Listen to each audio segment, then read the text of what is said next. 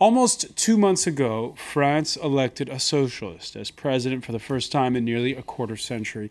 François Hollande would have further reason to celebrate, going on to become the first leader of the left in France to control both houses of parliament. But by the time his prime minister made it to the podium of the National Assembly this Tuesday for his general policy speech before newly elected MPs, well, the celebrating was well and truly over. On the eve, the release of a much-vaunted audit of public finances with a call to find at least an extra 8 billion euros for this year's budget, 33 for next year. The government forced to raise taxes and cut costs, it seems, all the while doing its darndest to avoid the A word, austerity. We don't call this austerity, but rigorous management.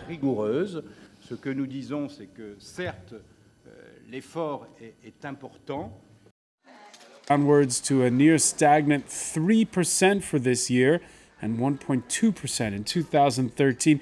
We're going to see just how state coffers might get a refill in France, how this government can both stay true to its socialist creed and help save the euro from crumbling under a mountain of sovereign debt. We'll also see how France's predicament will impact Europe and the world. Today in the France 24 debate, we're asking if it's so much for socialism, with just a little over, again, 1 month after that election. And with us to talk about it, Socialist Senator Richard Young. Welcome back to the France 24 debate. Welcome as well to Mark Dean of the Bloomberg News Agency. How are you, sir? Well, just back from the National Assembly. First time you'd seen a general policy speech at the Assembly? Actually, it is, yes. Yeah, it was quite something. I mean, the House was packed. The House was packed. I'm going to get your reactions on that in a moment. Just remind viewers first, that we're going to have Jonas Haddad of the Bureau of the Conservative UMP Party joining us shortly, stuck in Paris traffic. And that you can always join the conversation on the France 24 Debate Facebook page, and on Twitter you can find us at FrancoisF24. You were saying that it was packed. I don't know if you've been to the House of Representatives in the United States, but what was it like for you, the atmosphere as an American peering into all this? Well, I mean, it was. I mean, it's like in any assembly, whether it be, the House of Representatives. I don't know. I know the House of Commons in London. When there's news being made, when there's an important speech happening. Everyone's around and excited, and everyone has opinions. And it was a first day of school kind of flavor to it. Exactly. Okay. Richard Young, the speech, it's kind of a strange ritual because the president is elected at the beginning of May the 6th to be precise. Today is June the 3rd, and we're only now getting down to business. Why is that? Well, because as you probably remember, we have the presidential election, and then we have the general election, the MPs. And this is something between 4 to 6 weeks after the president's election. This was. Should it all be brought up? Do you think it would be a better idea? I think there is room for thinking about finding a new way of doing it, either doing it the same day, one possibility, or separating the two elections, because 6 weeks doesn't mean much after the presidential election. Of course, it has the advantage that it usually sends a house of the same political side affiliation as the president, and being a socialist, I appreciate this. Now, the tone to what was on the menu was set this Tuesday morning by the front page headline in left-leaning daily Libération, which put this question, who's going to pay? Qui va payer? Blaring there across the front page. The answer? Well, you found it in the new Prime Minister's general policy speech. The government wants to ask those who have been exonerated of the collective effort so far to contribute first. All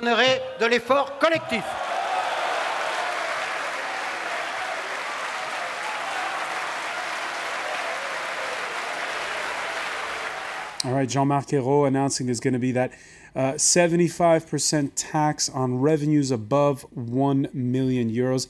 Not going to affect very many people. Is that going to fill the state coffers, first off? No, I think it has the value of symbol I personally don't know many people who earn more than €1 million every year. It's good for them, but obviously this will not be the major tax reform. There are other taxes that we are going to look at, and there will be also an important effort on public expenditure. This is nothing new. People seem to discover this, but this has always been the commitment of François Hollande as a candidate. Okay, so there'll be an effort on public expenditure. Yes. I believe at this point we can welcome into our studios Jonas Haddad of the UMP party, who's going to be joining us in a moment. Here he comes. Welcome, sir. You're welcome. Caught in Paris traffic. We were just talking about the effort being made on public expenditure. There wasn't that much, it seems. Maybe correct me if I'm wrong, Mark. There wasn't that much about where he'd cut in that speech. No.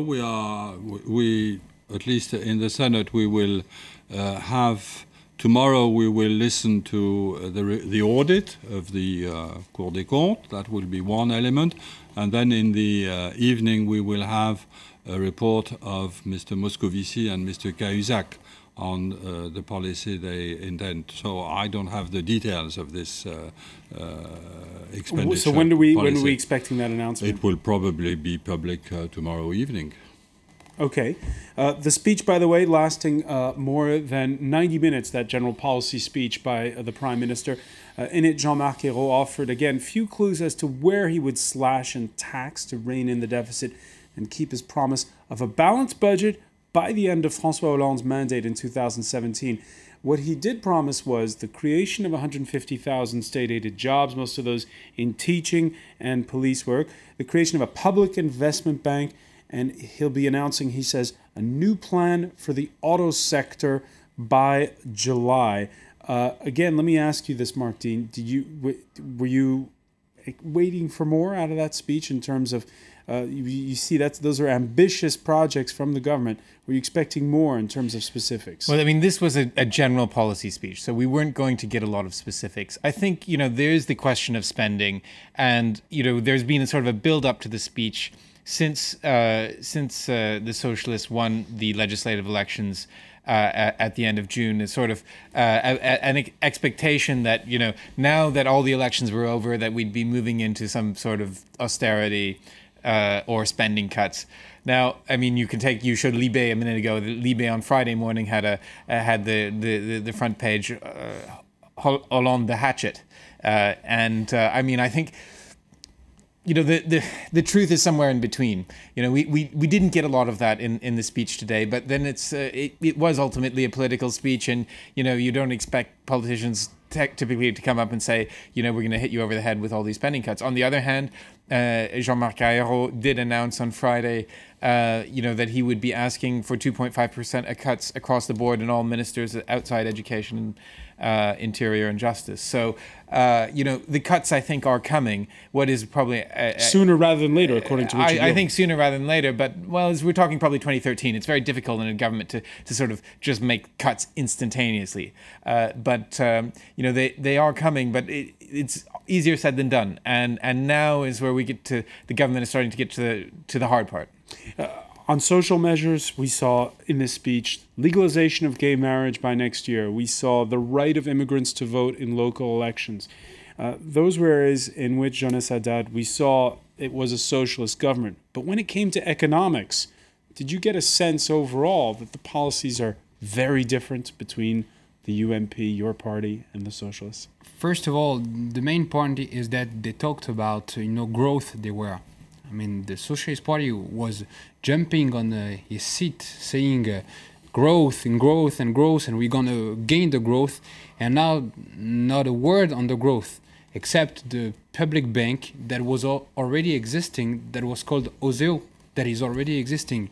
And for the education, the cuts that are going to be made in all the ministries to get the jobs in the education will be made mainly in the defense. And mainly in the defense is so wrong when, in the world, actually, we can see what is happening in Egypt. And so, the balance of all the cuts will be for symbolic measures like, you know, the state aid jobs for the young people, and not really efficient for the growth that was like the mantra of the Socialist Party, and now nothing behind the mantra of the growth. And so this is not the same that the right wing, because in the right wing, what was proposed, it was growth, but with, you know, austerity on the deficit, and it was balanced. Right now, it's only, you know, for the depends for education, and education is not the main point when we have these problems, especially in foreign affairs. Well, I'm happy to see that you consider that education is not an important matter. We think it is the most important investment for future. But do you know that Now, this is the most important budget? Can I say? Already. You mentioned growth. You didn't mention the European summit last Friday, which came to a decision on the growth agreement with an investment of 130 billion euro, which of course may be considered as not enough, 1% of GNP, European GNP, but which is showing the right direction with financing on one side with structural funds and on the other, for the first time, by bonds. It is the first time that Europe will issue bonds to finance its growth. So I think that's the way we are following. All right, so there some of the answers coming from Europe, but then in that case, and this again brings us back to my question that I asked Jonas Haddad, the question being, when it comes to policy making on economics, how much wiggle room is there when, again, you're having to make policy in conjunction with Brussels, and that policy is the follow-up to the policy of the previous government? Well, obviously, and this is nothing new, it was said, we will respect the reduction of the deficit for 2017, and this means, of course, an action, well, we just mentioned, on reducing public expenditure in various fields, for instance, staffing to 0.5% and so on, and also by increasing some of the taxes, and especially the areas where there was huge tax reductions. I have only one question. I always wondered why, you know, the Socialist Party criticized so much the policy, the way of the right wing, you know, to reduce and to say when one public job is leaving, you will not take it only on a 2, and now they are deciding to replace only 1 on 3. So they criticize so much this measure when we were, you know, in the government, and right now they are doing it much. So they are more on the right wing that we have been. You know, this follows up your question. Why did they criticize so much this measure before? Let me bring in Martine on this. Reducing the size of the public payroll. Obviously, there aren't too many options on what to do, except perhaps shuffle the deck, as we've been discussing, from maybe the Defense Department over to the education sector. Public spending, 56% of GDP in France, which is second highest among the countries in the OECD. I guess the question is France already a socialist country? I mean, honestly, I hate to put that sort of label on it. I think, to answer your previous question, there isn't a lot of wiggle room. And, you know, whether the government is socialist or UMP, you know, I think French citizens will be happy to see the government succeeding in reducing public spending. It's not an easy thing to do. You know, the Sarkozy government struggled with that over 5 years, and only sort of in the very last year managed to actually squeeze down the cost of government relative to GDP by, you know, a very small amount.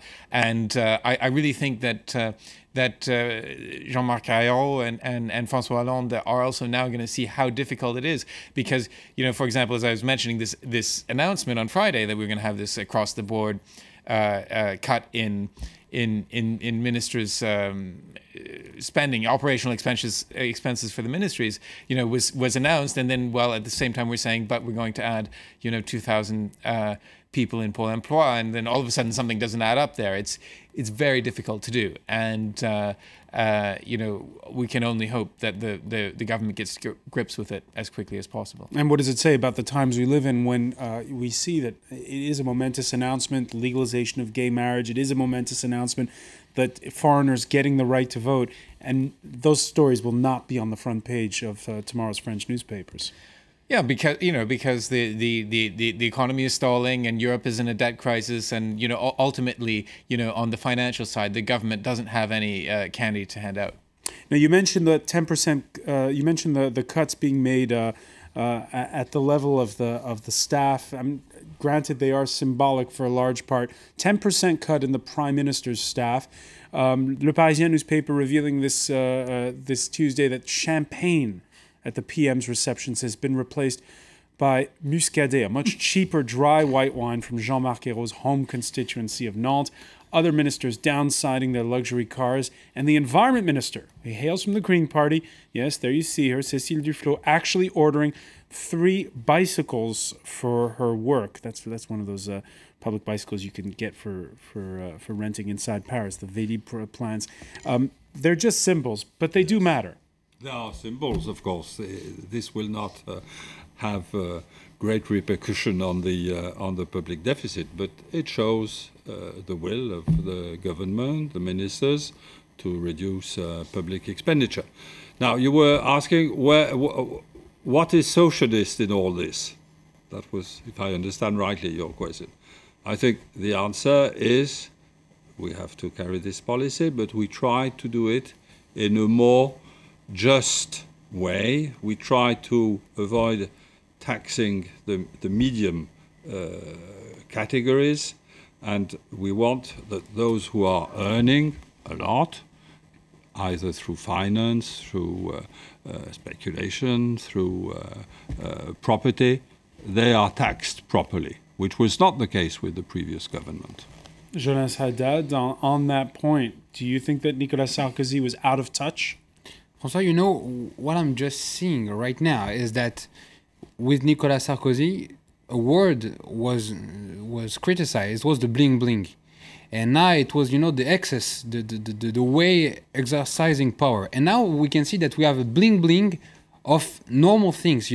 Only symbols of bikes, of not champagne, and this is a new bling bling.